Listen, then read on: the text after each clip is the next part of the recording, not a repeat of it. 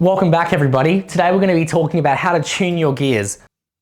I'm sure we've all been riding along sometimes when your gears are just ticking. You're pedaling along and you can hear it like tick, tick, tick, tick, tick, tick, tick, tick, tick, click before it actually changes gear. There's nothing more frustrating than as you're pedaling along and you're going up a really steep hill and you need that easier gear, you press the button and it's waiting, and then it finally comes across. You want it to be as fast as it can be. So today we're going to talk about how to make it a nice, fast, crisp, smooth shift.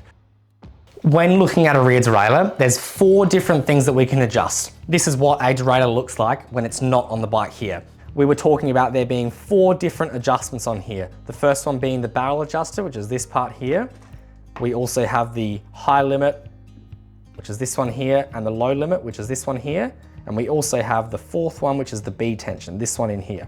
Let's talk about each of them. The barrel adjuster is this part here.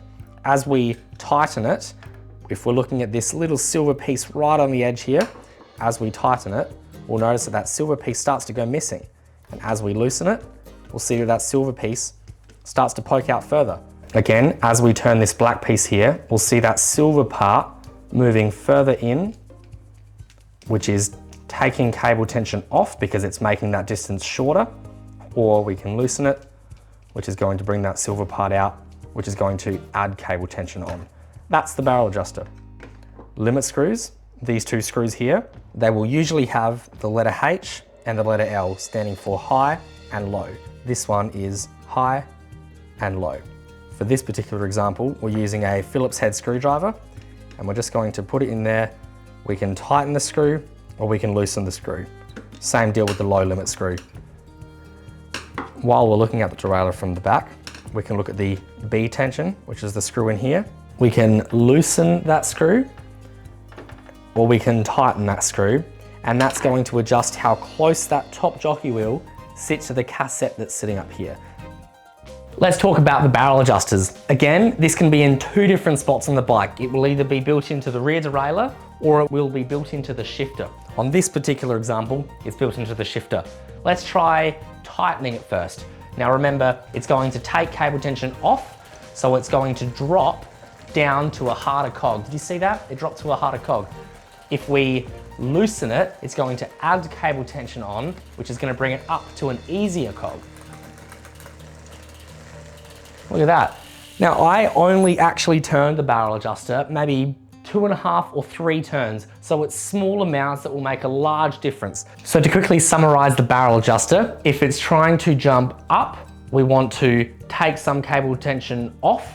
If it's trying to jump down, we want to add some cable tension on. Both of the things that I just said there, adding some on and taking some off, is completely reversed from what you would think as we unscrew and screw in this barrel adjuster here, which I'm sure sounds incredibly confusing at home.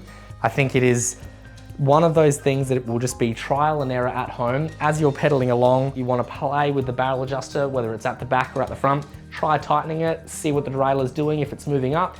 Try loosening it. Hopefully it should be coming back down as well.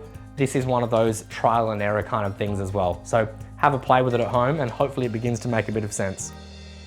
Let's talk about the limit screws now. We've got the high limit and we've got the low limit. How do we know if we need to adjust either of them?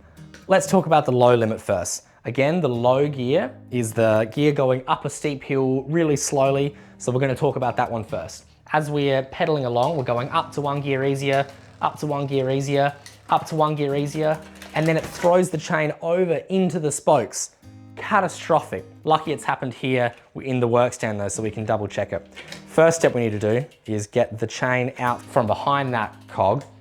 And now we know that there's something wrong because the chain shifted all the way across into the spokes. So we're gonna find whichever one is our L, our low limit screw, and we're just gonna tighten that up until we feel a little bit of tension. If this one's very, very loose, I can turn it easily with my fingers. And there we go, I can start to feel a little bit of tension now. I have to really tighten that screw. So then we should be able to, in that easiest cog, what I'm doing now is I'm squeezing that shifter there to see if it can go one little bit further, which it can.